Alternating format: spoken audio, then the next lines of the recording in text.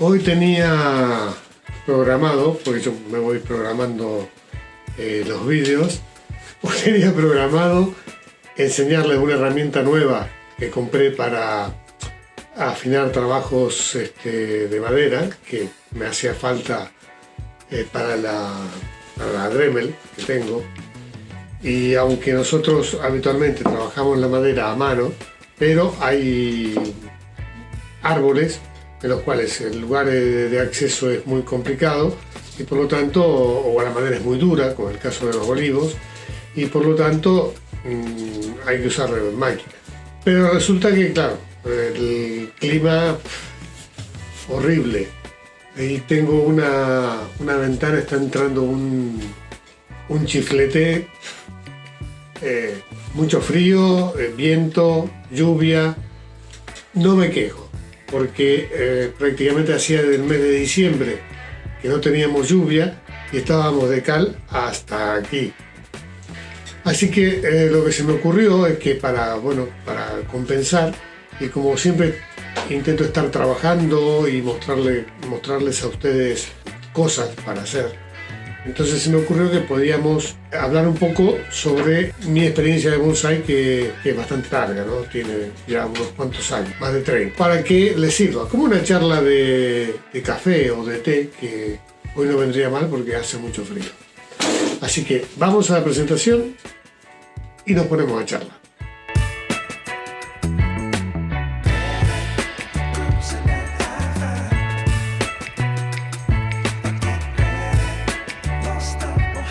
Hace ya unos cuantos años me enfadé mucho con un maestro japonés porque desgració una pistache que además era un ejemplar bastante importante. Realmente no sabía por qué había hecho determinadas cosas.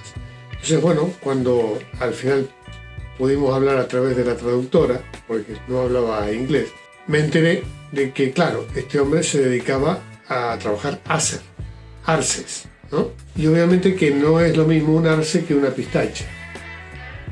Allí me enteré de que en Japón la mayoría de los cultivadores o de los maestros que trabajan en bonsai se dedican solo a una, dos o como mucho 3 especies distintas. Y hay muchos que compran, trabajan, arreglan, digamos, y venden. Entonces trabajan como intermediarios, supongo yo que también para ganarse el pan de cada día. Y a su vez cultivan otras especies, lo cual no quiere decir que sepan todo sobre todas las especies, como no lo sé yo y como creo que en el mundo no lo sabe nadie, porque es imposible que alguien sea especialista en todas las especies de árboles que se utilizan para bonsai. Y en aquel momento, bueno, para mí fue gracioso y al mismo tiempo tranquilizador. Pero me puse a pensar que todos en nuestros inicios comenzamos coleccionando palitos.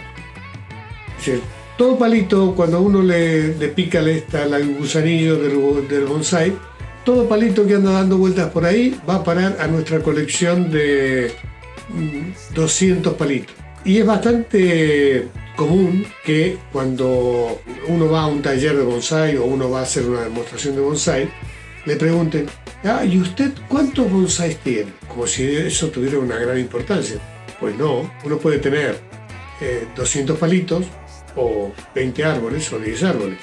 Yo me acuerdo en mis comienzos llegué a tener 400 y pico de proyectos de bonsai, lo cual significaba que era esclavo de los palitos.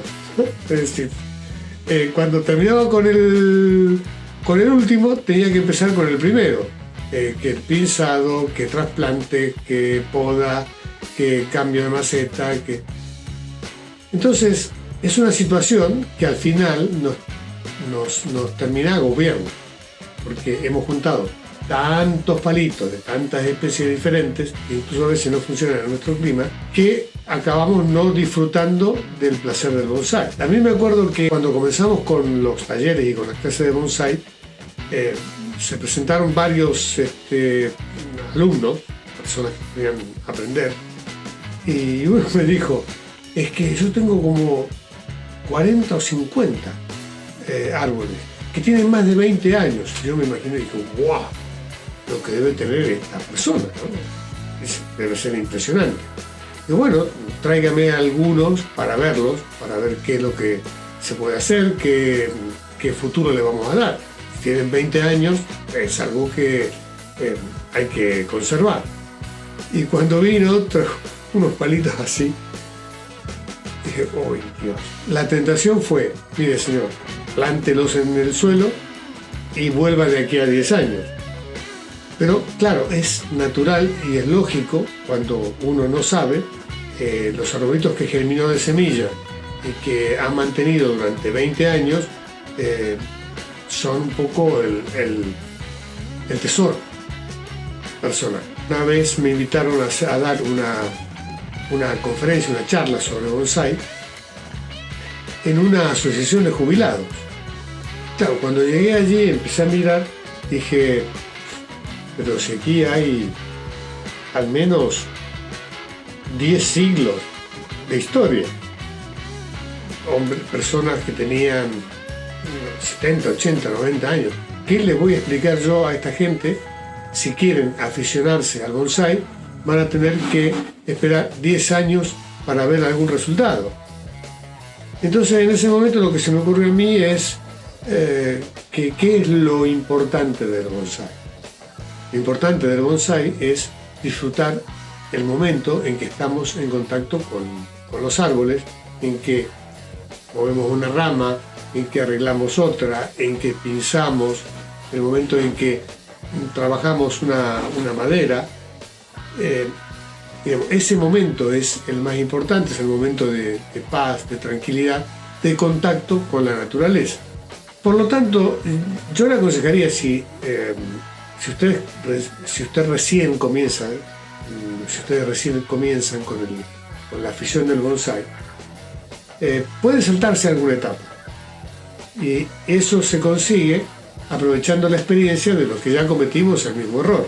Es decir, yo tengo mucho tiempo y tengo ganas, me gusta germinar semillas o me gusta hacer esquejes, pues bueno, pero tengo que tener en cuenta de que esa semilla y ese esqueje va a necesitar como mínimo 10 años para mostrar algún tipo de carácter, ¿no? No pasa nada si usted tiene 20 años o 25 años o 30 años, 10 años no son nada. En mi caso, pues 10 años son un montón, puede que no exista dentro de 10 años. Otro elemento es averiguar o preguntarse cuál es el tamaño que a uno le gusta el bonsái. El bonsái es un árbol a escala. Nos pueden gustar los árboles de apenas unos centímetros de altura, nos pueden gustar los árboles un poquito más grandes, los árboles intermedios, los árboles que se llevan con 2 manos, con una mano, o que necesitan 2 personas para moverlo. Y es importante saber qué es lo que a nosotros nos gusta, nos agrada trabajar, para no perder el tiempo. Si a mí me gustan los árboles pequeñitos, pues con esquejes y con semillas puedo trabajar árboles en una maceta muy pequeñita, pero aquí con un esqueje o con una semilla germinada después de un par de años, lo plantamos directamente aquí y ya tenemos nuestro Keshitsubo, ¿no? Obviamente que tenemos que saber de que esto necesita muchísimo riego y muchísimo cuidado. Si a mí me gustan los árboles muy grandes, tengo que saber que si yo parto de un esqueje, voy a tener que dejar crecer mucho, cortar, cambiar ápices, si tengo que hacer un cultivo de bonsái. Y no es lo mismo trabajar un árbol como bonsái que cultivar un bonsái desde el inicio. Además, está el tema de las especies. Yo creo que ya comenté algunas veces de que yo aquí no puedo permitirme el lujo de tener azaleas.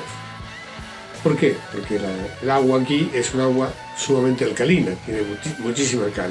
Y yo no tengo una ósmosis inversa que me permita extraerle la cal. Por lo tanto, si yo tuviese azaleas, o las riego con agua de botella, o de lo contrario no las puedo tener. Y aún así, como el clima en verano es muy caluroso y seco, corro el serio riesgo de que mis azaleas tomen arañuela y tenga que estar tratándolas continuamente. Cuando uno comienza, tiene el gran entusiasmo y tiene la gran emoción de tener un montón de arbolitos.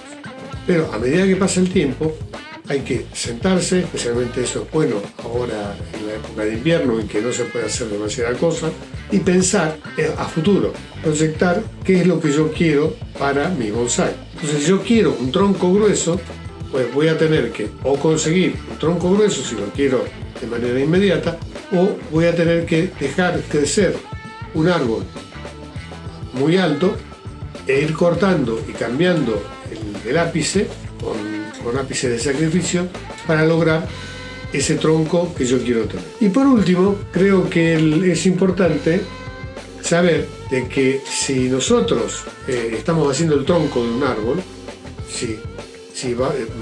estamos trabajando en un cajón, estamos trabajando en el suelo o estamos trabajando en una maceta grande, obviamente que si estamos intentando hacer que el tronco crezca, lo que no podemos hacer es hacer ramas.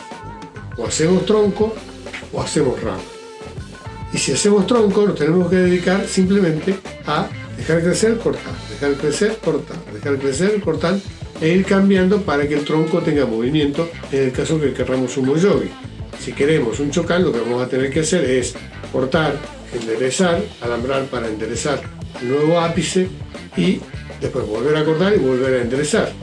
Y una vez que terminamos de decir que el tronco ya tiene el diámetro que nosotros queremos, entonces sí, lo que podemos hacer es comenzar a hacer ramas. Teniendo en cuenta de que todos los árboles tienen lo que se llama preeminencia apical. ¿Qué significa esto? De que el árbol crece hacia arriba, de que siempre tiene la tendencia de crecer más hacia arriba que hacia abajo o hacia los costados. Si nosotros vamos a hacer ramas, tenemos que tener en cuenta que las ramas de arriba van a engrosar mucho más rápidamente que las ramas de abajo. Vamos a tener que cortar mucho más, mantener cortas las ramas superiores y dejar crecer las ramas de abajo para que engrosen.